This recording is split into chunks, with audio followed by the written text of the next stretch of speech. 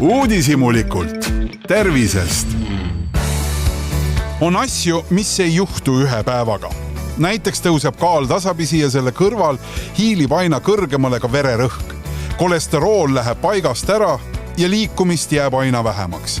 Ja ühel hetkel võid avastada, et treppidest liikumine on muutunud keeruliseks ja kiiremad sammud ajavad alati hingeldama.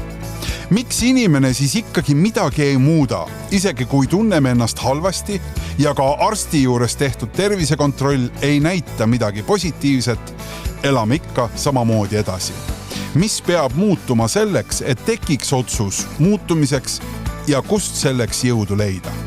Tänases saates räägime meeste tervisest, motivatsioonist ja tahtejõust ning sellest hetkest, kus tuleb endale ausalt otsa vaadata. Ja tere tulemast saatesse endine ja ka tänane rallisõitja ja Rally Estonia asutaja Urmo Aava ja ettevõtja ning samuti rallisportlane ja näppupidi Rally Estonia juures olnud Silver Kütt ning Synlabi laboriarst doktor Jüri Laasik. Tere, mina olen Urmo Aava, läbi ja lõhki rallifänn. Tere, mina olen Jüri Laasik, Synlab laboriarst. Tere, mina olen Silver Kütt ja ka rallifänn ja teistpidi ka Rally Estonia üks asutajaliige. Kuule, kõigepealt Urmo, alustame sinust ja sind, ma kujutan ette, et päris paljud inimesed, kes on sind viimasel ajal kohanud, on teinud kuidagi mingi sellise liigutusega, et kõigepealt vaadanud, et mingi tuttav mees, siis on mõelnud, et võib-olla on Kalev Kruus ja siis on vaadanud, Jeesus, see on ju Urmo Aava, et mis sinuga juhtunud on? Et sinu tervises midagi on päris palju toimunud, sa pehmelt öeldes näed teistmoodi välja. Ja eks ma olen siin ise vähe trikke ka teinud, et vanus on selline, et juukseid enam väga palju peas ei ole, siis ma otsustasin, et ära lõigata, et ma olen kiilakas. Silma nägemine läks ära, ostsin prillid ja siis võtsin kaalust alla ja ma arvan, et see kombo ongi, et isegi osad päris tuttavad inimesed ei tunne ära. No päriselt ongi nii, enam-vähem täpselt, tuleks tänaval vastu, mõtleks kuskilt ma olen seda tüüpi näinud, aga kes ta päris täpselt on? Kas oli mingi nagu asi ka, mis ajas sind alla võtma enda tervise juures? Miks sa hakkasid järsku sellele tähelepanu pöörama? See ei ole ju sellepärast, et sa plaanid siin Kütiga koos autosse istuda ja neid liigseid kilosid kaasa tassida lihtsalt ei ole mõtet. Või õieti, et sõitu raskemaks teha ei ole ju mõtet. See ei ole ju ainult sellepärast, Urmo. Ei, kindlasti see viimane asi on hea selline sportlik motivaator. Kui vaadata seda, et mis vanuses me oleme, siis kindlasti meil nagu pikka rallikarjääri enam ei ole, selle peale ei saa loota. Nüüd need nagu ajendid on päris elulised ja lihtsad. Esimene selline nagu pikem sümptom, mis mul oli, kuna ma elan maal, iga päev selline 80 kilomeetrit ühes suunas ja teises suunas. Ja tihti peale mul oli õhtul, kui ma sõitsin koju, siis oli rinnus siukene imelik nagu pitsitus. Siis ma seal kuskil Kuusalu kandis, mis on poole tee peal, mõtlesin, et nüüd kui midagi juhtub, 112 peab helistama, et kas tulevad päästma siis Tallinnast või Rakverest, et siis ma sain aru, et see oli nagu esimene selline imelik mõte, et mis mõte see on. Ja ega halb oli elada ka nagu ülekaalulisena ja riided olid selga ja igav nädali, aga nagu viimane selline signaal oli see, et kui ma läksin perearsti juurde, et minna autokooli, saada kategooriaid juurde, siis läksin sinna suht nagu enesekindlalt kõht punnis ja arst hakkas siis erinevaid asju mõõtma, veresukkur korras, enam-vähem nägin ka, mis seina peal on ja siis kui hakkas vererõhku mõõtma, siis ja sai sealt tulemi siis 118, 168, ütles, et mingit tõendit ei saa, et nüüd tuleb tõsisemalt uurida ja ilmselt nagu rohud peale panna. Ja siis ma sain aru, et kas nüüd ongi see hetk, kus ma elu lõpuni hakkan neid vererõhu tablette võtma. Ja sealt nagu välja kõndides sealt arsti juures, siis mul tekkis selline nagu sportlik jonn. Viskasin e-sigareti prügikasti ja sealt samm-sammult siis läksin tervislikuma elu poole. Kuule, aga sa kirjeldad ju tegelikult midagi, mis noh, ma kujutan ette, on suhteliselt tavaline meie ümber, et see noh, et ma tunnen rinnus mingit pitsitust ja kuskil on vererõhk on natukene kõrgem ja nii edasi, et see käib nagu Eesti mehe juurde või üldse nagu mehe juurde, kui ta on teatud vanuses.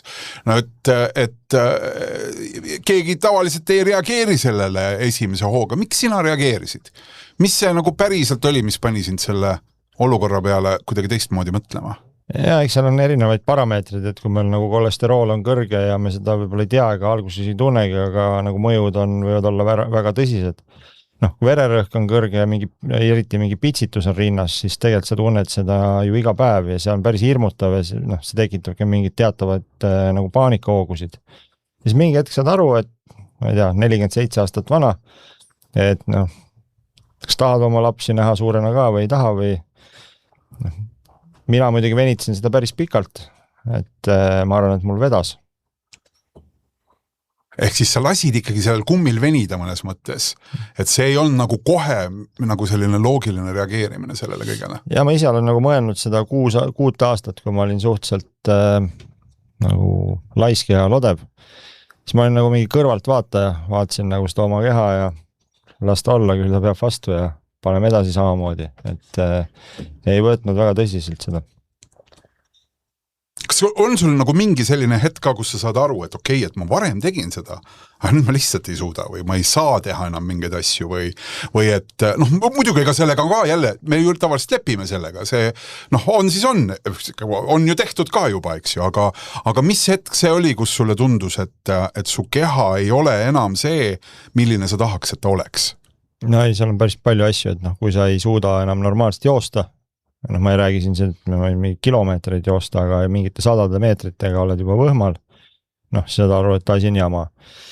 Lähed mingil kohtumisele 3. korrusele trepist ülesse ja kui see esimesed mingi minut või 2 ei suuda seal normaalselt ilma ähkimata rääkida, noh, jälle pahasti, siis kuuladki enda intervjuusid, kus on sellised nagu pikad, sügavad hingetõmbed, noh, see on ka nagu imelik, et tegelikult neid märke on hästi palju. No ma kujutan ette. Silver, kuidas sinuga on? Sinu tervise lugu, et mis see on, mis sinu jaoks on olnud viimaste aastate jooksul oluline ja mis on aidanud sul teha enda jaoks mingeid olulisi muudatusi? No mul tegelikult nagu väga suuri selliseid tervisemuresid ei ole olnud. Podagra diagnoositi mingi hetk Urmaga oleme siis kaaskannatajad siin, et mõlemal on siis see diagnoos olemas. Aga mul võib-olla siuke signaal esimene oli siis sügisel, kui ma autoga sõitsin Mustamäel ja siis tundsin rinnus valu ja helistasin kiirabisse täitsa nagu, et küsisin, et mis ma teen, et ja siis nad pakkusid, et kas saadame kiirabi või siis tuled ise, sõidad siis sinna haiglasse ja läksin EMO-sse ja siis nad tegid seal 3 tundi testi, aga ei leidnud midagi selles suhtes, et arvasid, et on lihtsalt mingi südamelihase, mingi kramp või mingi asi, et aga sellest hetkest olen mõelnud ja siis ega see otsus, et rallit sõita, see oli selline hea nii-öelda päästik, et see andis siis selle tõuke, et teha elus siis suured muudatused ja hakata nagu teistmoodi elama. No Urmast me juba rääkisime, et siin on ikkagi olnud total makeover, et spetsialist ja stilist on käinud mehest üle, eks ju, juuksed läinud, prillid ette, abed niimoodi millimeetri pealt mõõdetud, pluss kõik see muu veel sinna juurde, millest me rääkinud ei ole, eks ju, mis aitanud seda kaalu maha võtta on, aga mida sina peale seda tegid, kui sa said aru, et ma olen nüüd juba ise esimest korda sõitnud kiirabisse, sest et süda oli sellises seisus, et ma ei tahtnud või ei julenud jätkata?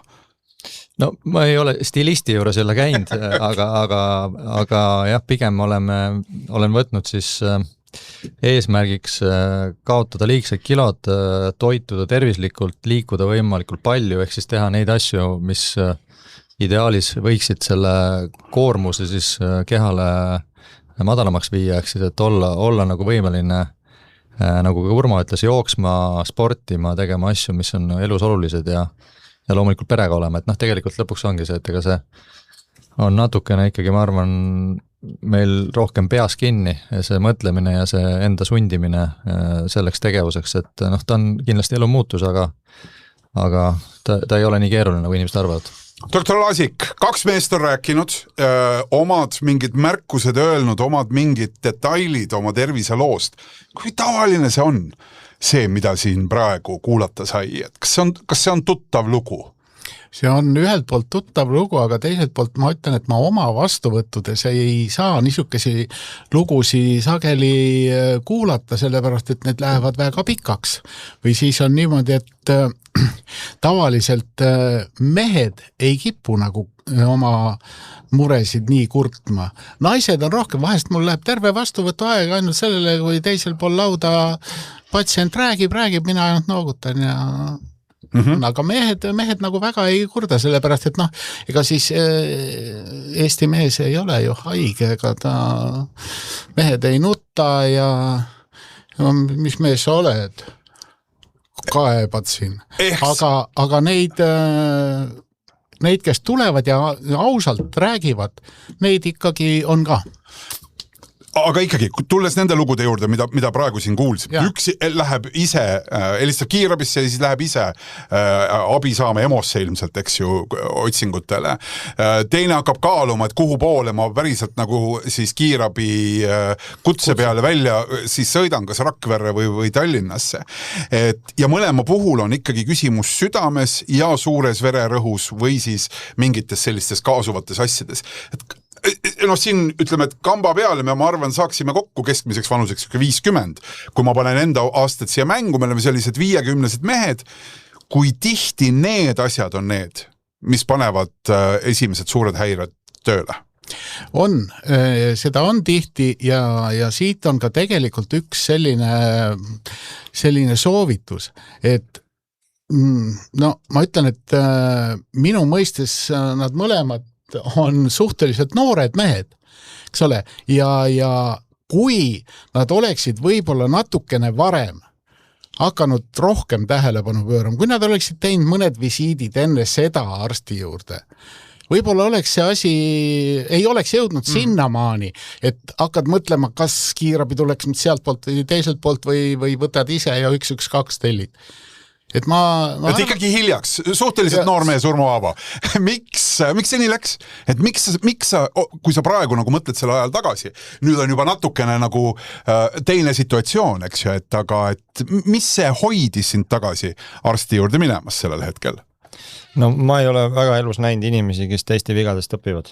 Ja ma ka kindlasti ei ole see inimene, kes teiste vigadest õpib, et kindlasti need on õpetlikud lood ja nad on nagu mingid väiksed sellised signaalid. Aga sa pead ikkagi nagu läbi tegema selles, nagu see enda valu peab ikka olema ja mitte ma nüüd ütle, et nagu elaga samamoodi 6 aastat seda mingit agooniat ja valu läbi.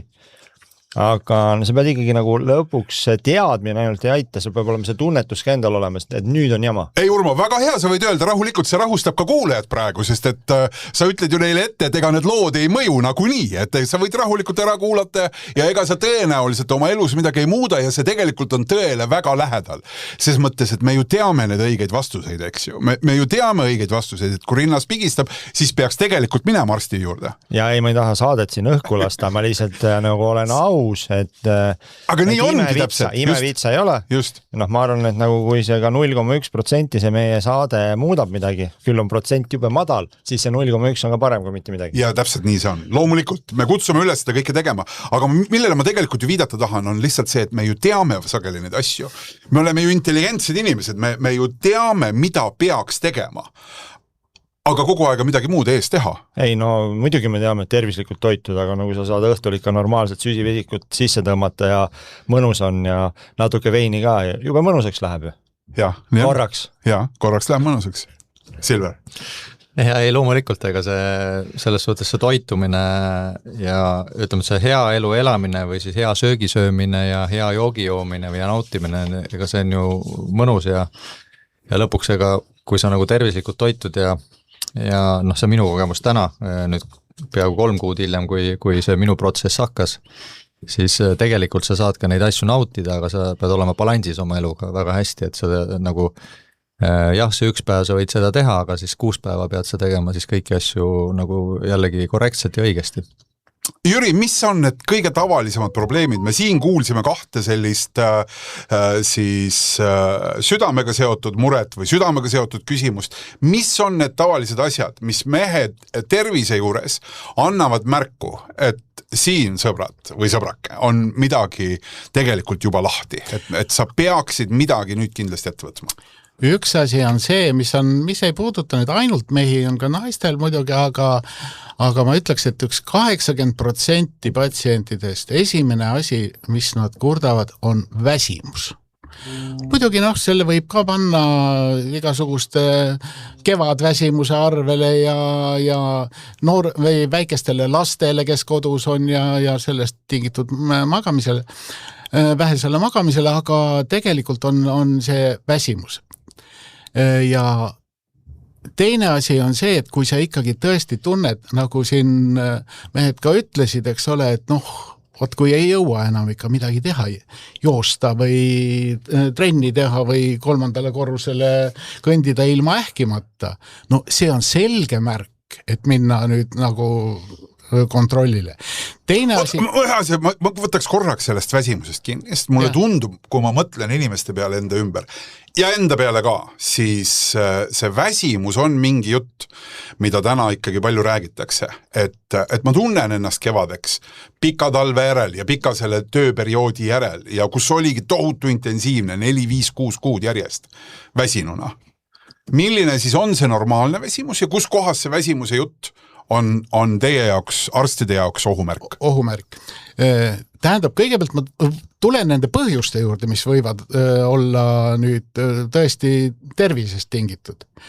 Kõige sagedasem, mille puhul praegu on meil diskuteeritud maad ja ilmad kokku, on see D-vitamiin. Talvel, kui meil on päikseaktiivsus nii väike, et organism ei suuda piisavas koguses D-vitamiini meil toota ja D-vitamiinil ei ole mitte ainult toime luukoesse, nagu paljud väidavad, vaid tal on palju teisi funktsioone organismis ja kui see D-vitamiin langeb talvel madalal, kui seda juurde ei võtta, siis see tõesti on väsimuse märk. Teine asi on see, võivad olla kilpnäärme probleemid. Kui on kilpnäärme alatalitlus, organismi ainevahetus aeglustub, südametöö häirub, vererõhk on korrast ära, see viib väsimuseni. Kolmas asi, kindlasti tuleb vaadata ka, kuidas on näiteks hapniku transport organismis, kuidas punaveri on, kas eritrotsüüt on piisavalt, kas hemoglobiini on piisavalt. Nii, ja ka vähem oluline ka ei ole muidugi veresuhkur. Need on 4 esimest asja, mis tuleks nagu väsimuse puhul kohe kontrollida. Need on need, mis võivad põhjustada. Mis on nüüd see tavaline väsimus, nagu sa ütlesid? Mis on aktsepteeritud, mis on nagu loogiline väsimus? Kui sa oled... mõttes, ikkagi inimene ju päeva töö lõpuks on väsinud, see on selge. Kui sa oled päev otsa töötanud, kui sa oled füüsilist tööd teinud, see on loomulik, et sa oled väsinud. Kui sa oled tegelenud vaimse tööga ja siis tunned, et nagu õhtuks on lihas väsinud, see oleks juba nagu võib-olla ohumärk. Et kui sul väga palju päeva peale füüsilist tööd ei ole, siis seal peab midagi taga olema. Tunned ära, Urma? Silner? Ja ikka, sellest mul nagu D-vitamiini ma tunnen kohe ära ja ma juba olen nii palju tark, et ma võtan seda juurde, et seda on nagu piisavalt ajaloos vereanalüüsidest välja tulnud, et nii kui see läheb madalaks, siis tekib selline nagu pidev väsimus ja eks seal on nagu muid asju ka, aga loomulikult tunnen ära. Ja vitamiini poole pealt ma olen ka nagu kogu aeg juurde võtnud ja proovime nagu siis sügistalvisel perioodil reisida palju, et olla siis päikese käes, et tegelikult sealt saab päris hea annuse. Saab, aga saab hetkeks. Seal on ikkagi niimoodi, et päikse alt tulles 7 päeva, 10 päeva, 2 nädalat maksimum on see D-vitamiin korras, aga siis tuleb hakata jälle kodus juurde võtma. Tuleme Jüri korraks selle juurde tagasi, et eriti kui me saame aru, et inimene on väsinud ja sealt tekivad juba edasi mingid probleemid, mingid selged tervise ohusignaalid on õhus.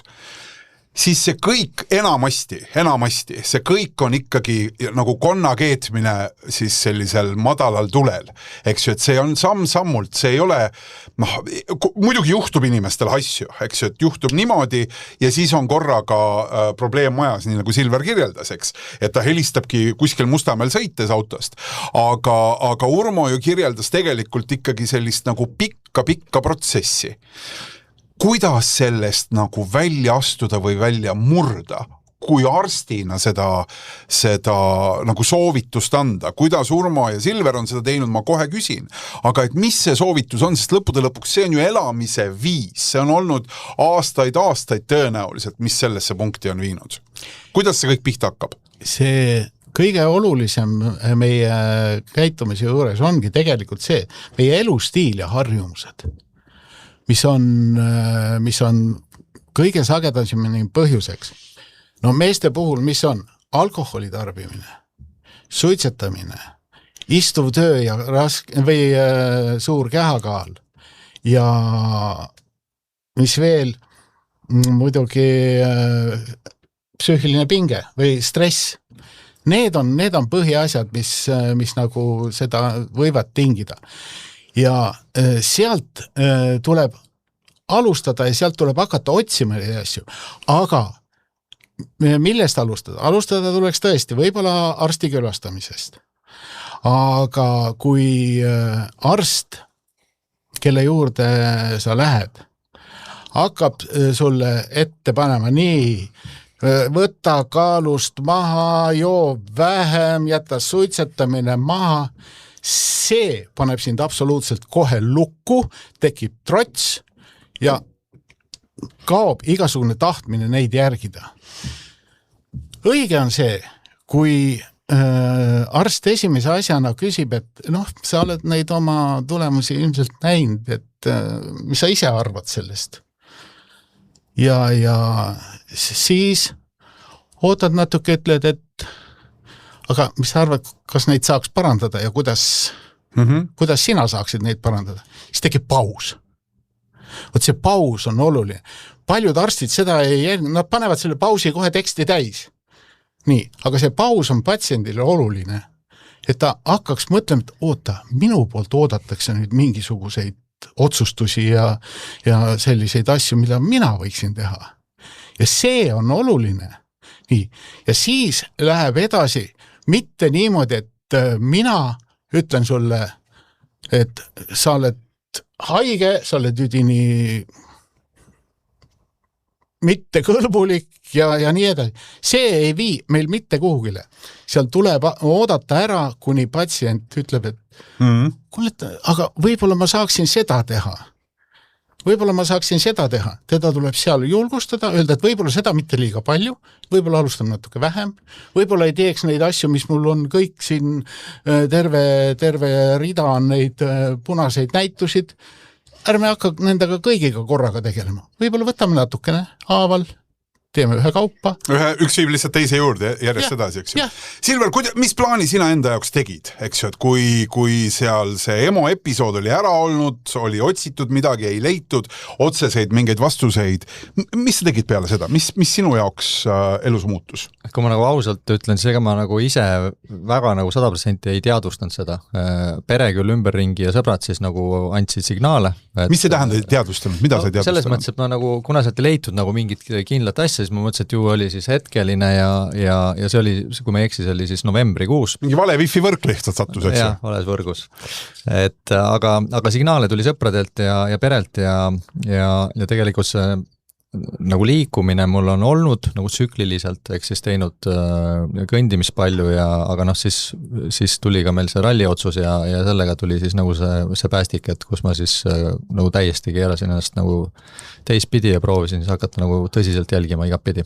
Ehk sa tegelikult ütlesid ju praegu seda, et kui Urmo ei oleks selle ralli otsusega nagu hakanud kuidagi nagu klikkima või haakima, ma ei tea täpselt kumma, ma lihtsalt julgen arvata, et selle mehe otsus oli see laias laastus, ta tahab sõita uuesti, jah?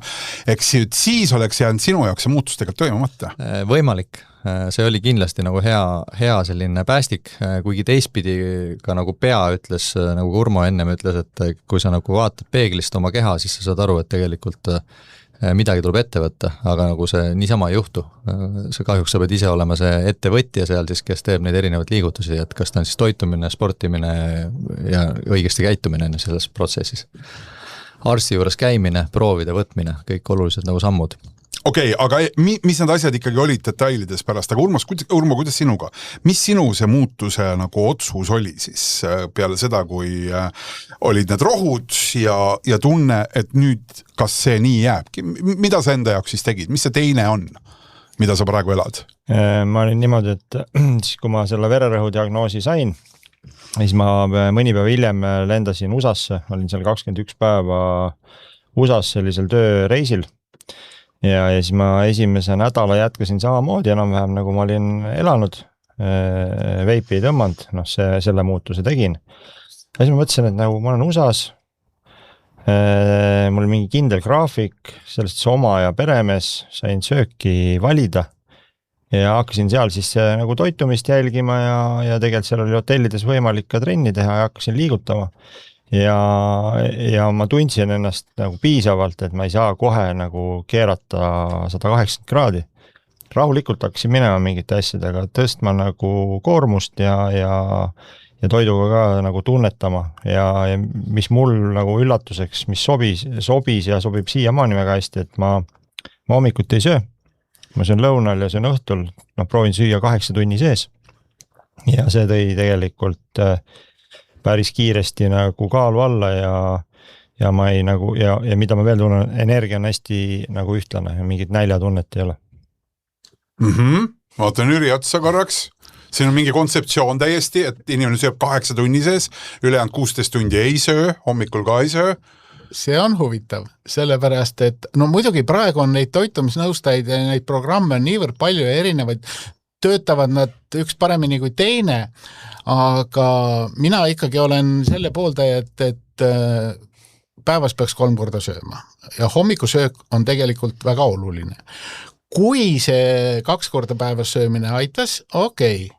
See, ma ei oska seda kommenteerida, aga kindlasti on see õige, et toitumine peab olema õiges järjekorras. Ma ei tea, kas Urmole seda räägiti, et mitte alustada pudruga ega süsivesikutega, vaid alustada valkudega, rasvadega ja süsivesikud jätta kõige viimaseks. Et see on see, mis aitab meil ühelt poolt suhkru taset hoida ilusti normipiirides ja teiseks aitab ka ära hoida rasvumist. Kas see, mida sa Jüri ütlesid praegu, kas see kehtib ainult hommikusöögi puhul või põhimõtteliselt kõik söögikorrad? Põhimõtteliselt sama süsteemi järgi kõik. Ehk siis valgud, rasvad ja siis süsivesikud. Okei, Urmo, ma saan aru, Ameerika on motiveerinud ja on kujundanud inimkonda ja inimesi ümber varem ka. Ja kindlasti mingi selline rutiin väga aitab mingitele sellistele muutustele kaasa. Aga mis enda jaoks sa need reeglid paika panid? Mis sellest veinist, õhtusest õllest, mis nendest kõigest saanud on? Veip läks prügikasti ja ei ole tagasi tulnud, aga kogu muu sellist ikkagi head enesetunnet ja mõnikord ka seltskondlikku nagu sellist sidet pakkuv. Kuhu see on jäänud sinu elus? Tegelikult Silver ütles väga õigesti, et isegi kui sa nagu mingil hetkel siis võib-olla mingi pidu sööd natuke rohkem, ma ei tea, jood veini või mingit muud nagu jooki, siis on nagu tähtis see, et sa pead saama sellele nagu ree peale tagasi. Ehk siis sul võib olla nagu motivatsioon nagu korraks teha, aga kui sa distsipliini ei tee, siis sa oled tegelikult kadunud. Et isegi kui libastud ja see tuleb ka nagu andestada endale, et ma ei tea, libastud 1 päeva, 2 päeva, ei tee trenni, sa tuled tagasi ja hakkad jälle tegema, ega midagi katki ole, et sa saad jälle selle joone peale tagasi. Milline see tänane päev sul siis välja näeb? Kuidas sinu selles uues tsüklis elamise rütm, milline see on? See oleneb töögraafikust, et kas ma teen hommikul vara, teen trenni, tõusen 5.30 või siis ma teen õhtul, et ma ikkagi proovin 6 korda nädalas teha selline tund 30, siis nüüd ma saan jälle joosta, mulle õudselt meeldib joosta. Mingi ajani pidin kõndima, sest et kehakaal oli nii palju suur liigastele liiga suur koormus ja siis suht palju enda keharaskusega teen ka sellist üldfüüsilist treeningut. Mis see siis on? Mis see üldfüüsiline treening on või peale jooksmise, mis need trennikorrad on kokku? Tegelikult on Silveriga päris hea selline professionaalne treener Tarmo Tiits ja kes just ongi keskendunud sellele, et me ei pea ju tõstma mingeid suuri raskusi, aga just nagu enda keha raskusega sa saad väga palju asju ära teha. Okei, mul on kodus mingid antlid ja pommid ja lõuatõmbamise seadmed, aga ma kindlasti ei lähe hulluks, et see üldfüüsiline treening võib olla 40% ja selline aeroobne liikumine ja jooksmine on 60%. Silver, mis see sinu elumuutus on olnud? Mis selle viimase 2-3 kuu jooksul peale seda Mustamäe ringi sõitmise episoodi toimunud on sinuga? Sina ei läinud Ameerikasse? No Ameerikasse ei läinud.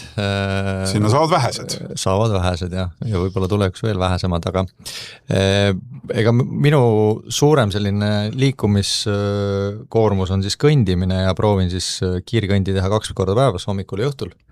Siin on vist tähtis täpsustada see, et ise ka, ütleme, et püüdes enda koormusi sättida, siis ikkagi selline koera järel lontsimine tegelikult ei ole see, mis seda kehalist koormust annab. Ja ma olengi jõudnud sinna, et koer enam ei taha kaasa tulla. Täpselt. Ehk siis, et see peab olema siht, et see otsus tuli seda pidi, et koer nüüd otsustas, et tema enam ei taha minu jalutamas käia, et võib-olla olid ringid liiga pikad ja teistpidi tempo liiga kõrge. Ehk siis nüüd ma siis käin koeraga eraldi 2 raksu õues ja siis käin jalutamas. Ehk siis proovin sellist 10 kilomeetrit päevas tempot hoida, et iga päev ei õnnestu, aga see on selline eesmärk. See laias laastus tähendab seda kiiret kõndi ikkagi umbes alates 1,5 tunnist. Ja ütleme, et sellist 6,5 kilomeetrit selline 50 minutiga. Selline suht kiire tempo. No sa jooksmist kõike muud seda jõusaali poolt? Me teeme üldfüüsilist ka Urmoga, nagu Urmo ütles ja pigem ma näen seda, et mul kuidagi see kõndimine töötab hästi ja teistpidi jooksmine, mul on põlvega mingisugune teema, et ma ei ole veel saanud põlve korda, et ma ei julge nagu ka liigeste pärast seda jooksmist veel teha. Aga ma ei ole kunagi ka selline suurem jooksufänn olnud, aga selline kiirkõndimine on selline võhmale päris hea, et kui tempo on õige ja suudad sama rütmi kogu hoida, siis ta tegelikult töötab väga hästi. Kuidas tehniliselt teie jaoks nagu välja näeb? Et kuidas see rutiini hoidmine? Okei, koeraga on väga lihtne, koer lihtsalt ise küsib välja ja kui ta ei saa välja, siis ta teeb lihtsalt tuppa selle signalisatsiooni, et kulge mehed, et seekord jäi käimata, eks ju, aga trenn ei tee seda, trenn rahulikult, vastupidi. Mingi sisetung ikka ütleb, et kurat, täna on ikkagi see põlv veel rohkem ja ma täna ei lähe ja no ma saan homme ka ära teha, ma lähen homme varem, mitte 5:30 nagu Urmo, vaid ma lähen 5:15 juba, eks. Et see sisehääl on ju olemas. No rutiin ongi kõige keerusem asi üldse, ehk siis, et eriti nagu ma arvan meie elutempos, et meil on siis ürituskorraldus ja siis mingid teised ettevõtted ja ei ole nagu 9-5 töö, et meil on vahepeal 7 ja vahepeal õhtul 8, ehk siis tegelikult sa ei saa sellist ei toitumisrutiini ega ka nagu trennirutiini teha, et siis sa oledki nagu sellises liikuvas ajagraafikus, kus sa pead leidma siis need ajaaugud, kus neid asju teha, aga mina olen niisugune nagu numbri inimene ja eesmärgi inimene, et ma sean endale mingid eesmärki, ma kirjutan üles, palju ma kõnnin kogu aeg, sean endale kuu eesmärki, et ma pean saama täis näiteks see kuu 200 kilomeetrit, järgmine kuu siis proovin rohkem kõndida, siis ma kogu aeg jälgin seda, siis ma tean, et ma pean nagu kogu aeg seda tegema, et olla nagu oma enda siis selles eesmärgi rütmis. Aga sa vaatad ette ka seda plaani kuidagi, kas see on sul kalendris kirjas või ta tegelikult sa sinna nagu kalendrisse ei planeeri seda? Ma panen iga päev ikkagi kirja, et palju ma see päev kõndisin, ehk siis, et kui ma näen, et see nagu tempo kukub, see tähendab seda, et ma pean hakkama tõsiselt uuesti ennast nagu sundima, et võta kätte ja ikkagi mine kõndima ja tee oma ringid ära, et tegelikult on üliäge käia, isegi vihmaga käia jalutamas, et selles mõttes, kui sa sisse saad selle, siis tegelikult on väga lahe. Kuule, ma vaatan, et üks Priit helistab sulle, pane praegu kinni see, aga näita, mis juuni seisud said. Me siin 1. juulil salvestame seda vestlust. Näita, mis juunikuuses kokku tuli. Ma eeldan lihtsalt, et tõenäoliselt on sul see informatsioon telefonis olemas. Jaa, mul on olemas, ma lihtsalt on natukene sellega aega. Aga otsi ole hea. Urmo, kuidas sina rutiini hoiad? Kuidas sa seda plaani hoiad, et ma pean nüüd tegema? Sest et mulle tundub, et nagu sellise tuhhi pinnalt, võib-olla esimene nädal ei ole raske, aga siis, kui tekibki nagu elugraafikus ka mingi väike muudatus, võib-olla vahepeal tulebki väike reis, lihtsurelikult käivad Soomes või Lätis, eks ju, mitte Ameerikas, ja juba ta ongi pea peal, sest et laev tuleb õhtul 11:30 tagasi, see peab jäi trenn tegemata. Ja ma olen proovinud kuidagi niimoodi, et tunnetada ära ja ma ju tippsportlaseks ei taha saada. seda ambitsiooni ei ole. Aga saad aru, et nagu kus on see nagu tasakaal minu keha jaoks nagu toitumise ja spordi mõttes ja kui isegi jääb vahele, siis nagu sinna nagu tagasi jõuda, et isegi tee vähem, aga nagu tee midagi. Noh, mingi hommik, ma ei tea, oled väsinu, ma ei tõuse nii vara. Ma lähen kas või, ma ei tea, 20 minutit, 25 minutit, ma olen midagigi teinud. Nagu midagi on tehtud, sest et nagu sa ütlesid, täna ei viitsi, vihma sajab, kui sa teed 0, siis ta on nagu 0. No nii, sa leidsid üles. Ma leidsin üles, ma juunit ei ole kokku võtnud, aga ma saan siit anda aprilli ja mai, ehk siis, et aprillis olen teinud siis... Oota, kas selle faili pealkiri, ma vaatan, on kaal, jah? Jaa. Okei, kaalufail, jah? Jälgin kaalu, jälgin liikumist ja mis treenides ma käinud olen ja jälgin siin ka seda, et panen siis suure A-tähe, kui olen tarbinud alkoholi. Kas seda nagu hästi vähe või siis näiteks 2,5. Kas ma võin öelda, et 25. aprill ma näen, et trenni ei ole tehtud üldse ja suur A on seal? Suur A on seal. See on nüüd delikaatne terviseinfo, te ei tohi seda levitada, head kuulajad, jah? Jaa, aga vahel tulevad ka, nagu me enne rääkisime, et vahel on need üritused ja tegelikult on ka nagu mingid suuremad tähtpäevad ja nii edasi ja tegelikult mina olen läinud nagu natuke seda teed, et ja ma kasutan hästi palju AI-d ja siis mul tegelikult on üks AI kaust, kus ma siis sisestan oma infot kogu aeg. Ja sinna sisestan ka siis oma toitumist kogu aeg, ehk siis ta arvutab mulle siis seda kokku, et palju mul täna on vaja valku süüa juurde. Kuidas sa sisestad seda sinna? Lihtsalt kirjutan. Okay. Täna hommikul sõin 150 grammi kanafileed, võtsin kodujuustu ja sõin sinna kõrvale salatit. Ja nii palju ja siis ta teeb mulle juba nagu minu harjumiste põhjal teeb mulle enam-vähem niisuguse menüü ette ja ma proovin siis seda nagu toitumist paralleelselt sellega, mida ta siis nagu kõndimisega soovitab ka hoida ja ta töötab ülihästi, nagu vähemalt minu jaoks ta töötab. Et ta oskab ikkagi mulle nagu anda sellist ka nõu, et kui õhtul küsib, et see on nagu hea küsimus, et kas täna on plaan mingit seltskonna üritust teha, ehk siis küsib nagu isakalt, et kas täna plaanid alkoholi võtta. Ja siis kui sa kõhklemas, ta küsib uuesti, et sa ei vastanud sellele küsimusele, et palun vasta sellele küsimusele ja siis ükskord kirjutasin, et täna on jah, et oli raske päev, et plaan on siis pokaal punast veini teha ja siis kirjutab siis vastu, et kas sa seda tead, et sinu 2 viimase päeva treeningud nüüd nullib ära, et mõtle järgi, kas sa ikka tahad seda pokaali võtta, siis ma jätsin tookord võtmata, et tegelikult on hea, et on nagu siuke nagu tehnoloogiline vidin, aga teistpidi ta nagu on lihtne mul kogu aeg kirjutada ja infot anda ja ta oskab mind seal ka nagu siis hoida natukene siis kuskil joone peal. See 150 grammi kana muidugi kõlab hirmutavalt, see tähendab, et sa pead olema teda kaalunud. Et sa ikkagi oled täiesti köögis toimetad nii, et kaal on kogu aeg vasaku käe all. Ma nii hulluks ei ole läinud, et kui on 300 grammine kanapakk, siis ma proovin pool ära süüa ja hoian sellist nagu enam-vähem kaaluloogikat, aga jah, sellist ütleme nii, et söögilaud on hästi lihtne ja väga palju ei ole siis süsiveikuid.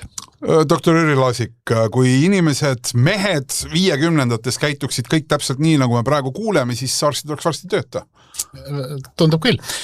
Tähendab, siit käis mõlema mehe puhul käis läbi selline termin kui rutiin. Rutiini on 2 tüüpi, on hea rutiin ja halb rutiin.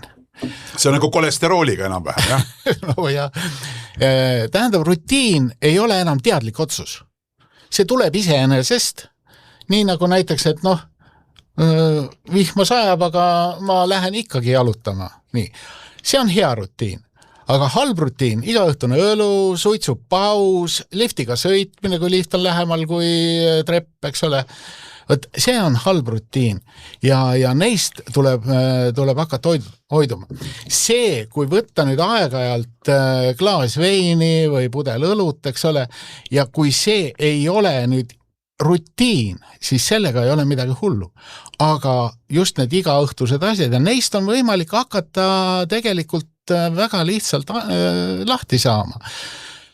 Näiteks kui tuled koju, sul on rutiin iga õhtul tõmmata külmkapp lahti, võtta seal tõllepudel juua ära.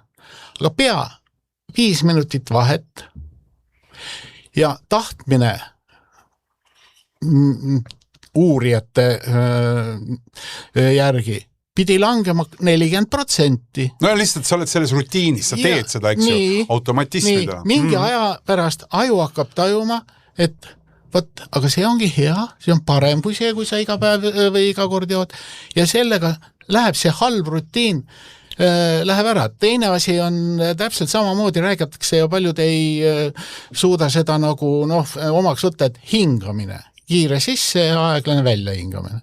Täpselt samamoodi. Aju saab sellest positiivse impulsi ja hakkab seda pidama enda omaks, mis võtab sul selle stressi maha, annab positiivse impulsi ja nii edasi. Ja täpselt samamoodi ka see jalutamine. Koeraga jalutamine, üks asi muidugi, see sõltub vanusest, sõltub treenitusest ja nii edasi. Aga öeldakse, et tavaline kiire jalutamine 10-20 minutit, see annab juba sellise efekti, nagu annab klaas veini. Ja kui aju emotsionaalses mõttes sellist positiivses plaanis. Et positiivses plaanis. Ja kui aju tunneb ära, et see on sama efektiga kui klaas veini, siis ta lülitab selle veini rutiini välja sul. Urmo, millisest rutiinist, sellest mustast rutiinist, nagu doktor Laasik toredasti kirjeldas, oli raskem välja tulla? Oli see keerulisem söömist ümber mudida, ülesöömist siis ümber mudida, see sama veip või siis suitsetamine, eks ju, või siis see klaas 2 vahel ka pudel punast veini? Kõik on raske. Ja mul on nagu see, kus on keeruline koht õhtul. Just see, et nagu Silver ütles, päevad on pikad, õhtul jõuad koju, oled väsinud, oled näljane, nagu toitumine on paigast ära ja nagu siis seal, et sa ei anna nagu sellele alla, see on nagu keeruline. Sul on nagu, ütleme niimoodi, et kui sul kodus varunud külmkapis on, sul on iseenesest võimalik seda võtta, siis ma olen näinud seda, et näiteks ongi selle nagu, ma ei tea, punase veini mingi asendamine, siis kindlasti see nagu mõttepaus aitab, aga ma olen otsinud asendustegevusi. Mul töötab väga hästi, ma keedan teed. Joon 1 tassi teed, joon 2 tassi teed, näiteks ingveriga ja siis tegelikult läheb mööda, mõnus teed juua. Väga õige. Nii ongi ja sellepärast, et alkohol, tubakas on need asjad, mis organismile ütlevad, et see on kiire vabanemine. Aga kui sa seda natukene teiste asjadega pikendad, siis see efekt tuleb täpselt samasugune. Ja sest need halvad või nii nagu sa ütlesid, mustad rutiinid, need on just tänu sellele, et meie aju tunneb ära, et kui sa oled stressis, kui sul on närvisüsteemi ülepinge, paned laksu ära kiiresti laheneb. Ja sellest tekibki see kiiresti see halb rutiin. Ehk siis iseenesest ka sellest trennist, aga vaat sinna peab minema. Seda peab kõigepealt tegema, et see hea mõnus asi kätte saada, eks ju. Me siin Silveri puhul vaatasime lausa faili juba. Urmo, sina, kuidas sa enda järge nagu pead? Kuidas sinu enda seisund sulle peegeldub peale selle tunde, et midagi on äkki paremini? No me Silveriga mõlemad oleme nagu, ei tea, heas mõttes nagu insenerid, et meile meeldivad numbrid. Mina ei ole nii põhjalik kui Silver, ma teen tunde järgi, toitun tunde järgi ja trenni teen ka tunde järgi, et ma kogu aeg proovin nagu tunnetada, kus ma olen. Kindlasti Silveri süsteem on parem, see on teaduslik. Minu oma on selline nagu artisti oma. Et natuke improvisid kogu aeg, eks ju. Et noodid on ees, aga väike improvisatsioon käib kogu aeg. Ja Silver, oled sa pidanud talle ka meelde tuletama, sest et sul, kuna sa oled ikkagi insener-statistik, ma saan aru, selle faili järgi. Kas sa oled, kumb see kumma turgutaja nagu nendes tegevustes rohkem on? Tegelikult me oleme pannud täitsa nagu eraldi seda treeningut, me trennides saame kokku, ehk siis nagu Tarmo Tiitsu trennides. Aga muidu oleme siis teinud seda täiesti eraldi ja meil on ka nagu tegevused eraldi, või erinevad, ehk siis, et mina rohkem kõnnin, Urmo nüüd jookseb ja Urmo teeb üldfüüsilist rohkem, ehk siis meil on see kuidagi teistmoodi üles ehitatud. Aga jah, et ei, ma arvan, et ma ei ole talle rohkem saatnud, kui täna hommikul saatsin siis mingi toitumismõtte, mismoodi mina toitun ja et sellise 7 päeva nagu lahendused, mis on nagu võimalikud toidud, mida ta võiks teha. Kuulge, hakkame vaikselt joont alla tõmbama või vahele tõmbama. Mis on see mõte, mida te tahaksite öelda enam-vähem samasugusele mehele nagu teie 50-ndates, kes on elanud siin viimased 10-15 aastat elu parimat elu, ajanud asju, saavutanud, teinud ja muidugi aeg-ajalt rinnus pigistab, muidugi on kaal tõusnud ja ma ei tea, keskkooliaegne ülikond on alles lihtsalt sellepärast, mitte et teda kanda saaks, ammu ei lähe nööbid kinni enam, aga on ta lihtsalt seal kapis alles ja väljastpoolt justkui tuleb mingeid signaale, et kuule, et kas oled käinud või teinud, aga samas midagi ka veel ei aja, eks ju. Et ma kujutan ette, et selliseid mehi meie ümber on palju. Silver, sinust alustades, mis see mõte on, mis sa talle tahaksid oma kogemuse pealt öelda? Ma arvan, et see tegelikult, nagu siin jutus ka läbi käis, see hakkab väikestest sammudest ja ma arvan, et võib-olla hea selline nagu siis algus võiks olla see, et hakake oma andmeid jälgima. Ehk siis, et palju te kaalute, mis on teie vererõhk, käige andmas verd, tehke põhjalikud vereproovid, te saate sealt nagu väga palju informatsiooni, mis seisundist olete ja tegelikult need väiksed sammud, et proovige siis võtta ette siis kas siis toitumine vähe paremini, hakake rohkem liigutama ja siis lisage neid asju sinna nagu samm-sammult juurde ja ma arvan, et see innustab väga paljusi, kui te näete, et numbrid, nii kaal kui ka muud numbrid läheb paremaks, et siis ka nagu eneseolu ja kogu see elukvaliteet läheb palju paremaks, et tegelikult minu elus ikkagi viimase 2,5 kuu, 3 kuu jooksul ikkagi väga-väga palju muutunud asjad palju paremaks ja pea töötab selgelt ja hästi, et tegelikult nagu neid väärtusi on väga palju, mis tegelikult sellest kogu tegevusest tekib. Urmo, vaata, eriti sina ja Silveriga koos, et te olete ju harjunud nüüd lausa rallil kohe hetke pärast, eks ju, mitte enam nagu lihtsamas vormis nagu vahepeal, aga nüüd rallil kohe. Et lõppude lõpuks te sõidate ju autoga, mis on ilma igasuguse juhi abita. Seal ei ole mingeid hoiatustulesid, hoiatussignaale, mingeid märguandeid, seirekulli enne kurvi, hoogu maha ja nii edasi. Need kõik on sealt autost väljas, eks. Ja mulle tundub, et me elame ju laias laastus samamoodi, et me elame ikkagi, kellel pedaal kui sügavalt põhjas, aga ikkagi nii kiiresti, nii lennukalt, kui me vähegi suudame, sest et elu parim elu ja üks ainus antud, eks, ja ignoreerime neid signaale väljaspoolt. No jaa, eks nagu elu ühtepidi annab midagi andeks, teistpidi ei anna, aga see sinu võrdlus nagu ralliga on selles nagu väga hea. Et vahepeal nagu arutletakse, et kas see nagu rallisport on nagu ta sport või mis sport on, kui raske ta on. Siis autosport üldse, aga nagu rallisport, kus me peaaegu 200-ga sõidame puude vahel, siis see on mentaalselt nagu väga keeruline. Siis mingi hetk, kui sa oled noorsportna, sa oled uljas, sa võib-olla ei saa nagu aru, aga kui sa oled mingid avariid ära teinud, siis oled mingil hetkel aru, et okei, siin mingi millisekundid on mingi vale otsuse, võin siin puudes lõpetada, nagu ise surnud, kaardilugeja surnud või mingite pealtvaatajatega, ehk ta on hästi nagu selline mustvalge, et nagu päriselt selle spordialaga sa võid nagu surma saada. Et tennis on ka mentaalselt raske, nagu punkti võidad, punkti kaotad, aga nagu üldiselt nagu keegi nagu palliga surma ei saa. Et see muudab see rallispordi nagu hästi keerukaks, aga teistpidi ka hästi ägedaks spordi oleks. Ma mõtlen nüüd seda, et me otsime kuidagi siin mingit nagu riske, me kindlasti nagu vaadates oma pereelusid ja kus me täna oleme, et siis me kindlasti ei lähe siin meeletud riske otsima ja ma arvan, et see on kõige tasakaalus, et kuidas me oma tervise eest praegult nagu hoolitseme, nagu ma ütlesin, et me ei taha olla tippsportlased, siis me kindlasti ka Delfi Rally Estoniale ei lähe võitma, vaid me läheme sõitma, tundma ennast hästi ja saama aru, kus me oleme. Aga selle võrdluse mõte on ju see, et tegelikult elus oma tervisest rääkides täna 2026. aastal meil on neid abivahendeid tegelikult tohutus koguses. Ma ei tea, sinu kell vist ei mõõda midagi, Silveri kell, tal on fail, eks ju, ta on kirjutanud endasse üles, meil on kaalud, mingid spordi indikaatorid, nii edasi. Et meil on neid abivahendeid väga palju. Aga enamasti me jätame nad alakasutatuks või et me tegelikult ei jälgi ja hoiame seda pedaali tegelikult põhjas, püüame panna ilma toetusinfota nii kiiresti kui võimalik.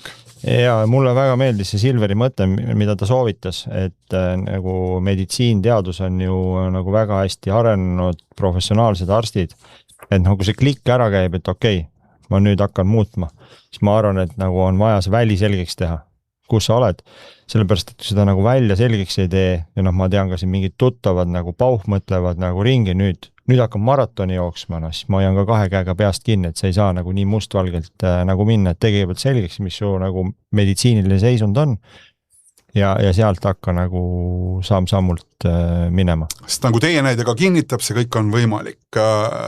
Jüri, sama küsimus, et kui nüüd keegi kuulab ja on mõttega meiega kaasas olnud ja tunneb, et mingi esimene samm võiks olla, mis ühe arsti jaoks hea esimene samm oleks?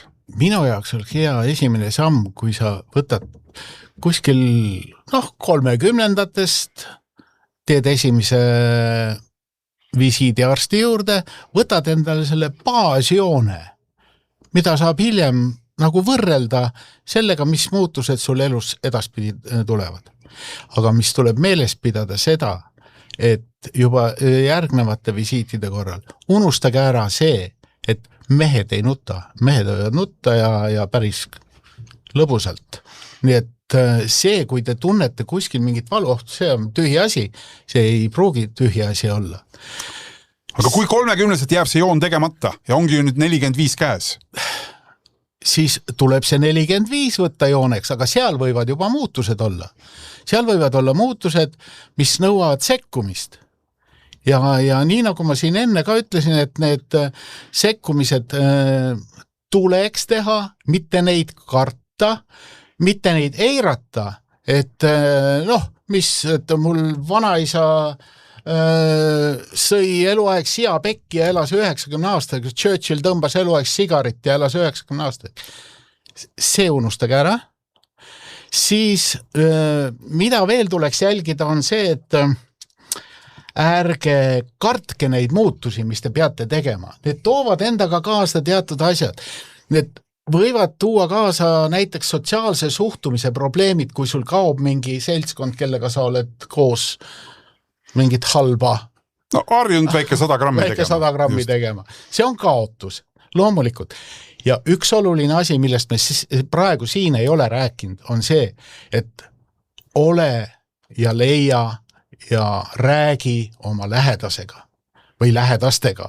Sellepärast, et see on asi, mis tõesti ka sinu olemist, sinu stressi maandab, sest paljud tervisehädad on sellises ahelas. Stress, alkohol, sigaretid, ülekaal, südameprobleemid ja hilisem avastamine. Hilisem avastamine tänu sellele, et mehed käivad vähe arsti juures, esimene visiit. Kuigi ma ütlen praegu, et viimastel aastatel on tendents, kus see kontingent on noorenenud. Väga sageli näen ma siin praegu 35-seid, 40-aastaseid, mis mõned aastad tagasi oli täitsa müstika. Nii et väikene nihe on toimunud ja väikene muudatus on toimunud. Viimane küsimus teile kõigile, enam-vähem üks ja see sama. Mis see kõige suurem müüt meeste tervise muutuste kohta on, mille te tahaksite oma kogemuse põhjal ümber lükata? Hakkame sinust pihta, Silver. See on päris huvitav küsimus, et võib-olla nagu see müüt, mida räägitakse, on siis, mis minu puhul on nagu suke viimase kuude nagu avastus olnud, on see, et kõik räägivad, mida vanemaks saad, seda kiiremini see kaal juurde tuleb ja see on nagu loomulik, et see kaal tuleb juurde, et tegelikult kui ma nüüd tagasi ajas vaatan, siis eks ma olen ise selles süüdi olnud, et see kaal on juurde tulnud ja ma olen seda elu siis niimoodi elanud. Täna, ütleme, et siis 3 kuud tagasi versus siis tänane kaal, ma olen siis kaalus, kus ma olin 2010 aastal ja tegelikult see näitab minu jaoks seda, et see nagu vananemise ja kaalu juurde võtmise, võib-olla seal on teaduslik nagu taust kindlasti olemas, et inimesed jäävad, aga kui sa tegeled endaga ja pühendad aega sellele, et sa saaksid olla vormis ja toituda ja sportida, siis see on küll kindlasti müüt, et sa ei pea olema raskem, vaid sa ikka võid olla samasuguses kaalus ja väga heas konditsioonis. Urmo. See on nii raske küsimus, ma ei oska sellele nagu päriselt ei oska nagu vastata, et mida ma tunnen, ega ma arvan, mina ja me kõik oleme ju elus teinud selliseid nagu siis muutuse punkte. Nii, nüüd olen tervislik, nüüd nagu spordin.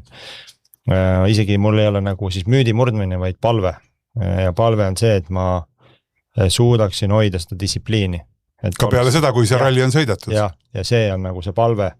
Ja kui see palve nagu kuidagi täitub, siis see ongi müüdi murdmine. Jüri, ja täiesti viimane küsimus, mis see on, mida siis mees peaks ütlema?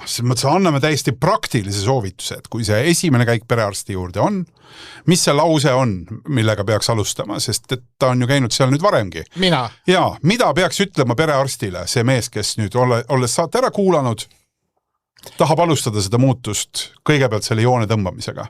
Okei. Tähendab, seal on niimoodi, et arst kõigepealt, nagu ma alustasin oma juttu, ütleb, et räägi.